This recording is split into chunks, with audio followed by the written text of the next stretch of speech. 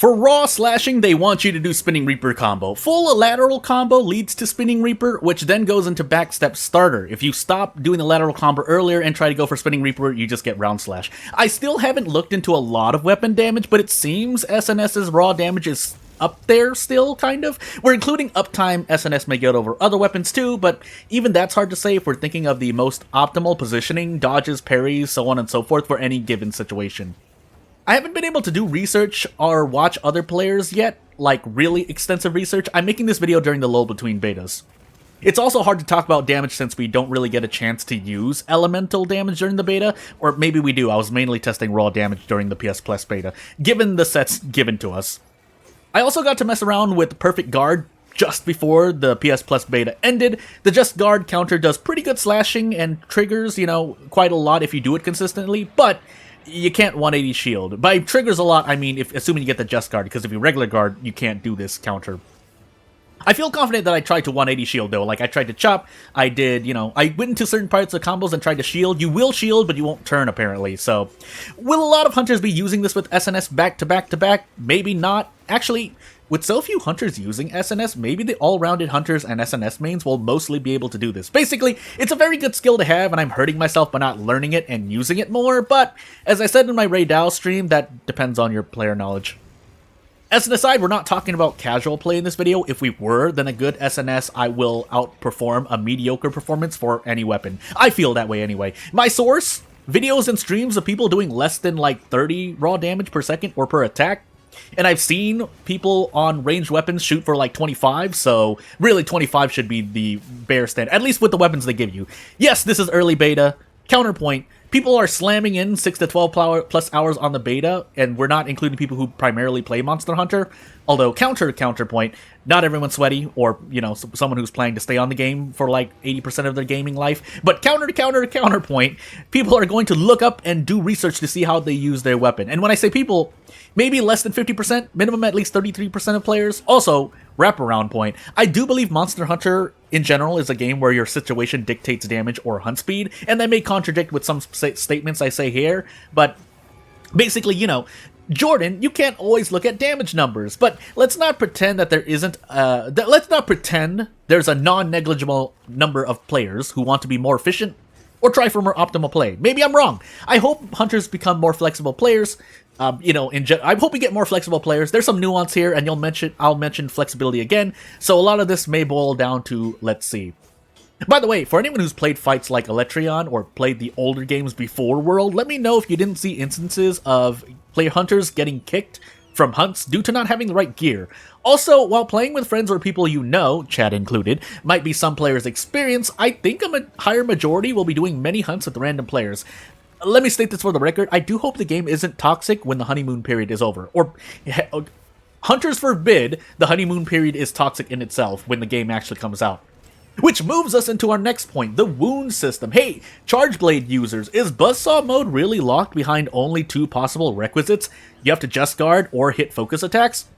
I'm asking because even without weapons that may get locked from some moves, this could be a semi-toxic mechanic where people get mad over not getting their level on Longsword, 3 slots on Insect Glaive, or focus attack on Head for Hammer or Hunting Horn, other examples. I know I just talked about flexibility, but, that's why I wish some more players will become more flexible in the way of cruising through whatever happens in a hunt.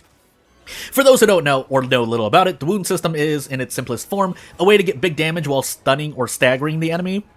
But what you have to dig into through the hunter's notes, or just through gameplay yourself, is that weapons may get benefits or have certain attacks available through their focus attack. As an SNS main, let me tell you, we get access to choose a slashing follow-up or a blunt follow-up. This means, in my head, I want head wounds if we want to build up stun. But since I talked about with the Charge Blade user, I yield most other wound locations to them since they want Buzzsaw form, because other than Perfect Guard, they can only use Buzzsaw if they use their focus attack on an exposed wound. If that's a high, if not the biggest source of their damage, if you do the combo correctly, apparently. Again, this is based on what I've heard. By the way, do monsters show exposed wounds during certain attacks? Ranged weapons may see this the most, since you hunters will mostly be in focus mode. Let me know as we get into the next beta for everyone.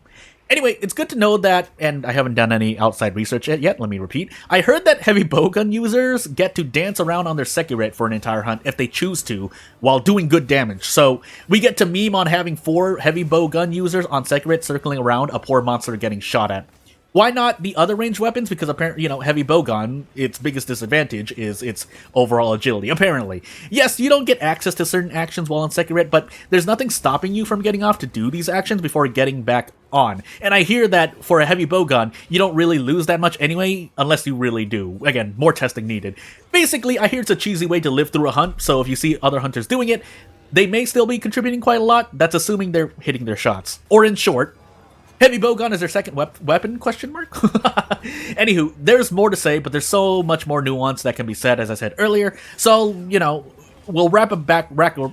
can wrap back around to just enjoy the game, but I think some concern is warranted since there's potential for, toxicity more than we expect in hunters who desperately look for efficiency. I really hope it's not a lot, but it could be more than expected, as I said. This is also because we don't know any hidden values, even with the game's tutorials on elemental damage on focus attacks, any hidden traits that specific weapon focus attacks may get, and so on. And this can contribute, to, toxicity, because, a lot. No, you don't know. What I mean by that is, when people learn these pieces of information, when players do research, again, you're on this threshold of how much you want that efficiency, or if you're capable of cruising through despite, non-efficiency. And by non-efficiency, the extreme bottom is around failing a hunt. I do like that the beta at least tries to give you as much as possible, but, information in a day and age where more games are not obscuring that information, I don't know what else to say. Again, this returns to a let's see argument to some extent, and I'd be surprised if the dev team can make any significant changes other than numbers at this point, because let's face it, the game's already done. A few months before a game's release, it's probably already done. It's just being polished, play tested, and so on and so forth. So basically, whatever happens in 1.0 happens. All I can say is, I'm okay with SnS in its current iteration. I'd be surprised if it needed a lot more and it actually underperforms heavily. But do note that I didn't play Rise and dropped out of Iceborne when Iceborne came in World. So that's to kind of gauge, what my level of familiarity with SnS is compared to Rise, where it had, more stuff that it could use. If my older videos of World are anything to talk about, which is mainly comprised of jump back charge slash. So yeah. One last tangent, maybe the honeymoon period is almost... Actually, no. The honeymoon period is likely all most hunters will care about. But for those who will play Monster Hunter more, I think it's important to talk about mechanics or details that affect player retention. I think Wilds will be a successful game. There's just a few parts that may make it less. Usually, that could make it more successful, I think, though.